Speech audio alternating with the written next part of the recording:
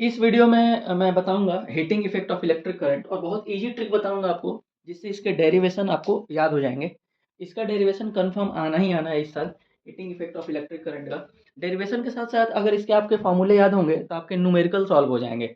जो ही नहीं कि डेरिवेशन आप अगर याद करते हो तो बोलते हो डेरिवेशन नहीं आ रहा, उससे रिलेटेड न्यूमेरिकल्स कंफर्म है क्या आना है। तो इसके सबसे इजी ट्रिक सबसे पहले समझा दो कि heating effect of electric current होता क्या है। When electric current is pass through a high resistance wire. अब आप देखो कहीं भी अगर करंट प्रोड्यूस करवाना होता है तो हम इसे कंडक्टर बोलते हैं। अब कंडक्टर कैसा होना चाहिए जिसमें हीट बिल्कुल नहीं हो, सिर्फ और सिर्फ करंट पास करे ताकि हमें पूरा आउटपुट मिले। लेकिन इसका जस्ट रिवर्स, अगर किसी भी वायर में हम उसकी कंडक्टिविटी को कम करके और उसमें रेसिस्टेंस की वैल्यू हाई कर देते हैं, आप ध्यान से समझो, हाई रेसिस्टेंस, रेसिस्टेंस की वैल्यू अगर हाई करते हैं तो वहां पर क्या होता है ना कि जैसे ही रेसिस्टेंस हाई होगा तो करंट फ्लो करने के साथ साथ वो बहुत ज़्यादा हीट प्रोड्यूस करेगा। और इसी चीज़ को हम कहते हैं heating effect of electric current. जैसे एक सबसे इजी एग्जांपल है, इसे हम एलवाई कहते हैं। यहाँ पर कंडक्टर की जगह पर एलवाई का यूज करते हैं हम लोग। एलवाई में दो या दो से ज़्यादा एलिमेंट जो होता है, मेटल जो होता है वो मिक्स होता है ताकि उसके रेसिस्टेंस को हम बढ़ा सकें। और इसका सबसे अच्छा एग्जाम्पल है नाइक्रोम। हीटिंग इफेक्ट में आप जो भी घर में यूज कर रहे हो हीटिंग अप्लायंसेज, आपके घर का अगर गीजर हो गया, टोस्टर हो गया, ओवन हो गया, तो ये सारे चीज इसी प्रिंसिपल पर वर्क करता है। चलिए ये तो हो गया हमारा डेफिनेशन और कंसेप्ट। इसके डेरिवेशन के लिए सिर्फ और सिर्फ आपको दो से तीन फॉर्मूले मैं बताऊंगा, वो याद करना है।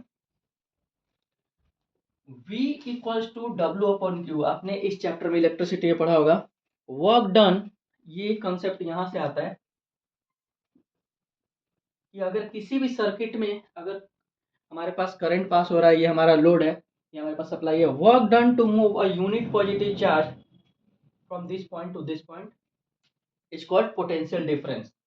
बस ये एक फॉर्मूला अगर आपको याद है तो यहां से आप क्या करेंगे, W equals to V into Q हो जाएगा बाई क्रॉस मल्टीप्लाई। ये हमारे पास मेन इक्वेशन हो गया, आप ध्यान से देखो। और V के जब हम क्या पुट करेंगे, अकॉर्डिंग टू ओम्स लॉ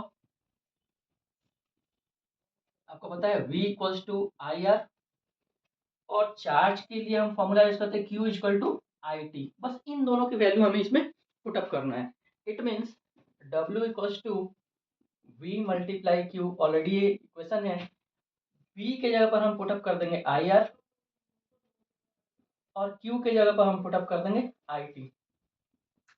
आप ध्यान से देखो तो ये क्या बन गया, आई स्क्वायर आर टी। हमारे पास W इक्वल्स टू आ गया आई स्क्वायर आर टी।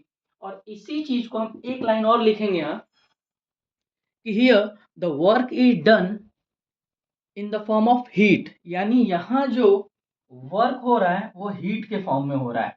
आपको पता है वर्क, एनर्जी, हीट सारे एनर्जी के ही फॉर्म होते हैं। देयरफॉर इसी वर्क को हम क्या लिख देंगे, हीट, आई स्क्वायर आर टी। ये हमारा डेरिवेशन कंप्लीट हो गया।